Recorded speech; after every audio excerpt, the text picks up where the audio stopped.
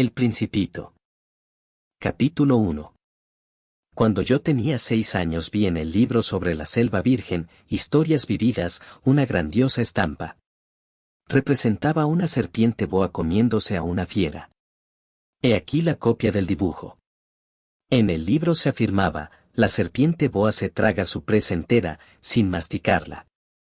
Luego, como no puede moverse, duerme durante los 6 meses que dura su digestión. Reflexioné mucho en ese momento sobre las aventuras de la jungla y logré trazar con lápices de colores mi primer dibujo. Mi dibujo número 1 era de esta manera. Enseñé mi obra de arte a las personas mayores y les pregunté si mi dibujo les daba miedo. ¿Por qué habría de asustarme un sombrero? Me respondieron. Mi dibujo no era un sombrero. Representaba una serpiente boa que digiere un elefante. Entonces dibujé el interior de la serpiente boa para que las personas mayores pudieran comprender. Los mayores siempre tienen necesidad de explicaciones. Mi dibujo número 2 era así. Las personas mayores me aconsejaron abandonar el dibujo de serpientes boas y poner más interés en la geografía, la historia, el cálculo y la gramática. De esta manera, a la edad de 6 años abandoné una magnífica carrera de pintor. Había quedado desilusionado por el fracaso de mis dibujos número 1 y número 2. Las personas mayores son incapaces de comprender algo por sí solas y es muy fastidioso para los niños darles explicaciones una y otra vez. Así, tuve que elegir otro oficio y aprendí a pilotear aviones. He volado un poco por todo el mundo y, en efecto, la geografía me ha servido mucho, al primer vistazo puedo distinguir perfectamente China de Arizona. Esto es muy útil, sobre todo si se pierde uno durante la noche. A lo largo de mi vida he tenido multitud de contactos con multitud de gente seria. Viví mucho con personas mayores y las he conocido muy de cerca, pero esto no ha mejorado mi opinión sobre ellas. Cuando me he encontrado con alguien que parecía lúcido, he ensayado la experiencia de mostrar mi dibujo número 1 que he conservado siempre. Quería saber si era verdaderamente un ser comprensivo, pero siempre contestaban, es un sombrero. Me abstenía entonces de hablarles de la serpiente boa, de la selva virgen y de las estrellas. Poniéndome a su altura, les hablaba de su mundo, del bridge, del golf, de política y de corbatas. Y la persona mayor quedaba contentísima de conocer a un hombre tan razonable. Capítulo 2. Viví así, solo, sin alguien con quien poder hablar verdaderamente, hasta hace 6 años cuando tuve una avería en el Sáhara. Algo se había estropeado en el motor de mi avión. Como viajaba sin mecánico ni pasajero alguno, me dispuse a realizar yo solo una reparación difícil. Era para mí una cuestión de vida o muerte, pues apenas tenía agua pura como para 8 días. La primera noche me dormí sobre la arena, a unas 1000 millas de distancia del lugar habitado más próximo. Estaba más aislado que un náufrago en medio del océano. Imagínense, pues, mi sorpresa cuando al amanecer me despertó una vocecita que decía, por favor, píntame un cordero. ¿Eh? Píntame un cordero. Me puse en pie de un brinco y frotándome los ojos miré a mi alrededor. Descubrí a un extraordinario muchachito que me observaba gravemente. Ahí tienen el mejor retrato que más tarde logré hacer de él, aunque reconozco que mi dibujo no es tan encantador como el original. La culpa no es mía, las personas mayores me desanimaron de mi carrera de pintor a la edad de 6 años, cuando solo había aprendido a dibujar boas cerradas y boas abiertas. Miré, fascinado, aquella aparición. No hay que olvidar que me encontraba a unas 1000 millas de distancia del lugar habitado más próximo y el muchachito no parecía ni perdido, ni muerto de cansancio, de hambre, de sed o de miedo. No tenía la apariencia de un niño perdido en el desierto a 1000 millas de distancia del lugar habitado más próximo. Cuando logré, por fin, poder hablar, pregunté, pero, ¿qué haces tú aquí? Y él repitió suave y lentamente, como algo muy importante, por favor, píntame un cordero. Cuando el misterio es tan impresionante, uno no se atreve a contravenir. Por absurdo que aquello pareciera, a 1000 millas de distancia de algún lugar habitado y en peligro de muerte, saqué del bolsillo una hoja de papel y una pluma fuente. Recordé que yo había estudiado geografía, historia, cálculo y gramática y le dije al muchachito, algo malhumorado, que no sabía dibujar. No importa, píntame un cordero. Como nunca había dibujado un cordero, repetí uno de los 2 únicos dibujos que era capaz de realizar, el de la boa cerrada. Y quedé absorto al oírle decir, no, no. No quiero un elefante dentro de una serpiente. La serpiente es muy peligrosa y el elefante ocupa mucho sitio. En mi tierra todo es muy pequeñito. Necesito un cordero. Por favor, píntame un cordero. Dibujé un cordero. Lo miró atentamente y dijo: Este está muy enfermo. Por favor, haz otro. Volví a dibujar. Mi amigo sonrió gentilmente, con indulgencia, y dijo: ¿Ves? Esto no es un cordero, es un carnero. Tiene cuernos. Realicé nuevamente otro dibujo y también fue rechazado como los anteriores. Es demasiado viejo. Quiero un cordero que viva mucho tiempo. Ya impaciente y deseoso de comenzar a desmontar el motor, tracé rápidamente este dibujo, se lo enseñé, y dije: esta es la caja. El cordero que quieres está adentro. Me sorprendí al ver iluminado el rostro de mi joven juez. Oh, es exactamente como yo lo quería. ¿Crees que se necesite mucha hierba para este cordero? ¿Por qué? Porque en mi tierra todo es muy pequeño, será suficiente. El corderito que te he dado también es pequeño. Se inclinó hacia el dibujo y exclamó: bueno, no tanto. Ah, se ha quedado dormido. Y así fue como conocí al Principito. Capítulo 3. Necesité tiempo para comprender de dónde venía. El Principito, que siempre insistía con sus preguntas, no parecía oír las mías. Fueron frases al azar las que, poco a poco, me fueron revelando sus secretos. Así, cuando distinguió por vez primera mi avión: no dibujaré mi avión, por tratarse de algo demasiado complicado para mí, me preguntó: ¿qué cosa es esa? Esa no es una cosa. Es un avión, vuela. Es mi avión. Me sentí orgulloso al decir que mi avión volaba.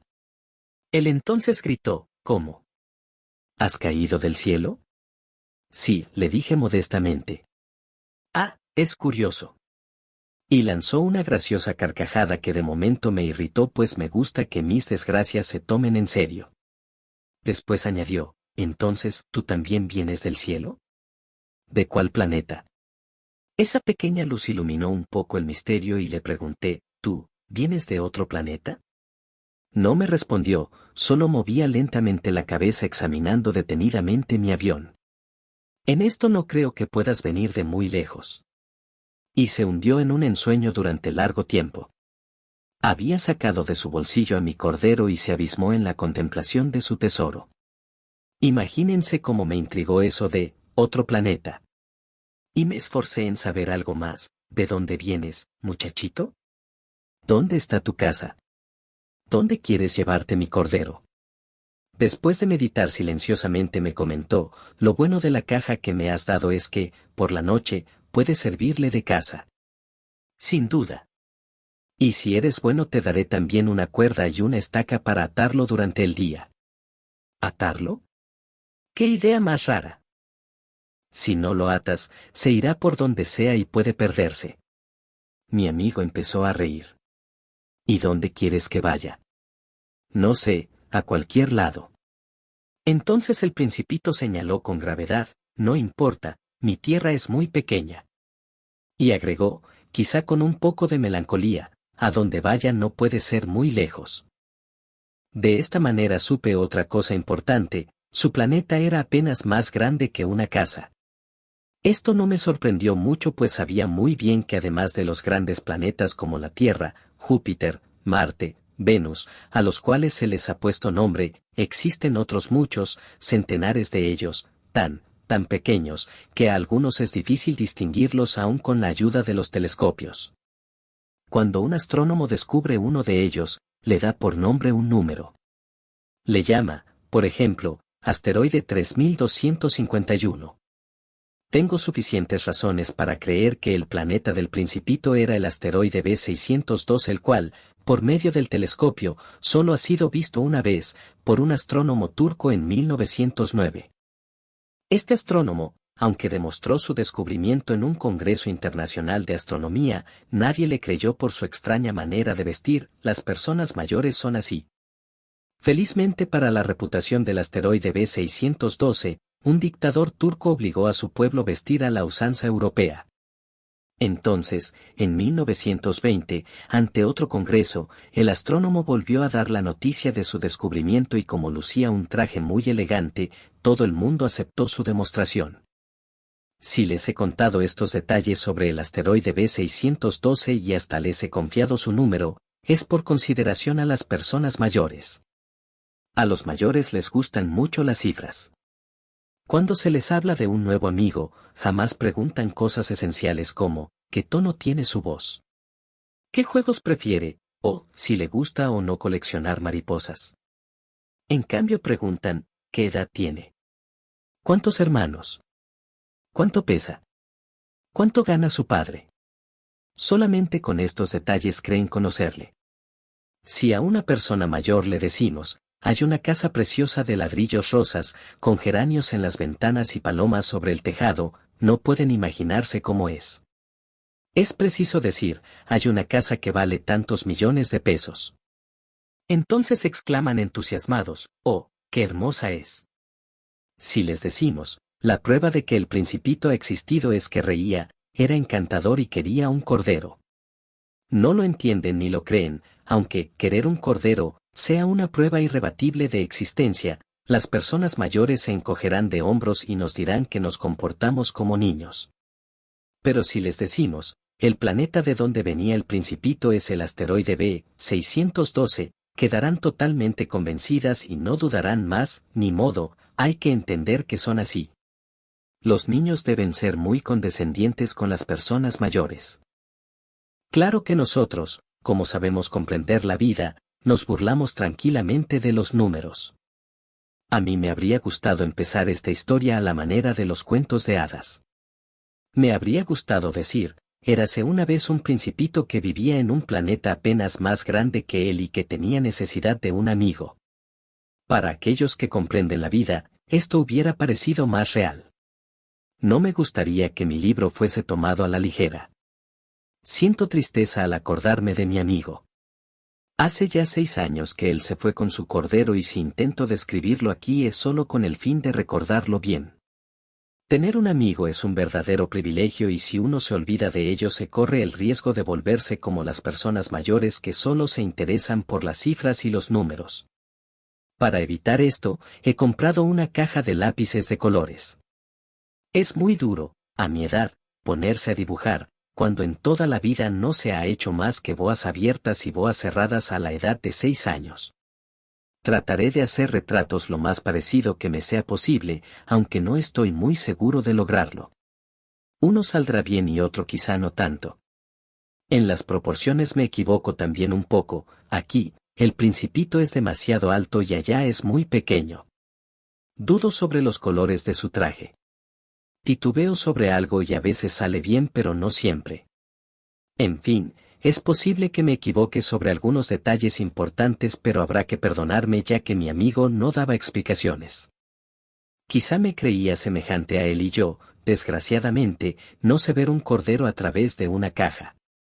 Es posible que ya sea un poco como las personas mayores. Debo haber envejecido.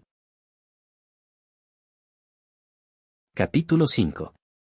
Cada día, lentamente y al azar de las reflexiones, aprendía algo nuevo sobre el planeta, sobre la partida y sobre el viaje del Principito. Fue así como, al tercer día, conocí el drama de los baobabs. Fue también por el cordero y preocupado por una profunda duda, cuando el Principito me preguntó, ¿es verdad que los corderos se comen los arbustos? Sí. Es cierto. Ah, qué contento estoy. No comprendí qué importancia tenía para el que los corderos se comieran los arbustos. Pero el Principito añadió, entonces se comen también los baobabs. Le hice comprender que los baobabs no son arbustos, sino árboles tan grandes como iglesias que incluso llevando todo un rebaño de elefantes, no lograría acabar con un solo baobab. Esto del rebaño de elefantes hizo reír mucho al Principito. Habría que ponerlos unos sobre otros. Y luego añadió juiciosamente, los baobabs comienzan por ser muy pequeñitos. Es cierto. Pero, ¿por qué quieres que tus corderos se coman a los baobabs? Me contestó, vamos, como si fuera algo evidente.